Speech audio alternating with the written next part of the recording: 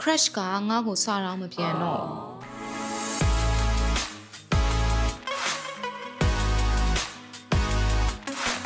အဲ့တော့ဒီဗီဒီယိုလေးထဲမှာ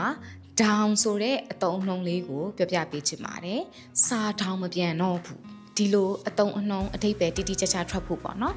အဲ့တော့ crush ကငါ့ကိုစာထောင်မပြန်တော့ဘူး My crush doesn't even reply to me down မှဆိုတဲ့အသုံးလေးကဒီမှာ even နဲ့သုံးရပါမယ်စာထောင်မပြန်တော့ဘူး My crush doesn't even reply to me စာပြန်နေဆိုရဲ reply မျက်ရှိမှာ even လေးထည့်ရပါတယ်အဲ့တော့ဒီဗီဒီယိုထဲမှာ even ကိုဘယ်လိုမျိုးလေးတွေသုံးရလဲဆိုတာတခြားစာကြောင်းလေးတွေနဲ့လည်း session ပြပေးအောင်မယ်ငါတူလေးမှာတော့ရည်စားရှိတယ်ငါမှမရှိဘူး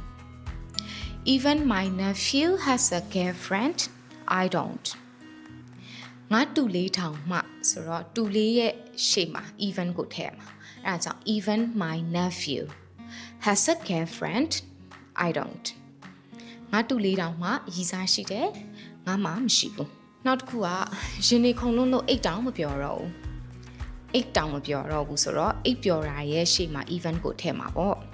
I can't even sleep I can't even sleep my heart is racing my heart is racing ဆိုတာကရင်နေခုန်နေလို့အိတ်တောင်မပြောတော့ဘူး I can't even sleep နောက်တစ်ခုငါကြောင်ကတော့ငါထက် follower များနေတယ် Even my cat has more followers than me ငါကြောင်ကတော့ငါထက် follower များသေးတယ်ဆိုတော့ငါကြောင်ကထားအဲ့ဒါကြောင့်ကြောင်ရဲ့ရှေ့မှာ even my cat has more followers than me Okay ဒီလိုဆိုရင် even အသုံးလုံးလေးကို down မှဆိုတဲ့အဓိပ္ပာယ်ရချင်ရင်ဘယ်လိုသုံးရလဲဆိုတာနားလည်မယ်ထင်ပါတယ် even ကိုသုံးပြီးတော့နမူနာစာကြောင်းလေးတွေ comment မှာရေးခဲ့ပေးပါအောင်ဒီချက်ရစစ်ပေးပါမယ်ဒီချက်အတန်းတွေစိတ်ဝင်စားလို့တက်ရောက်ချင်တယ်ဆိုရင် TikTok ကသူတွေက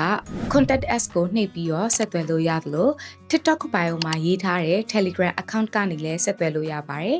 Facebook ကဆိုရင်တော့ Messenger ကနေဆက်သွယ်မိမြန်စုံစမ်းနိုင်ပါတယ်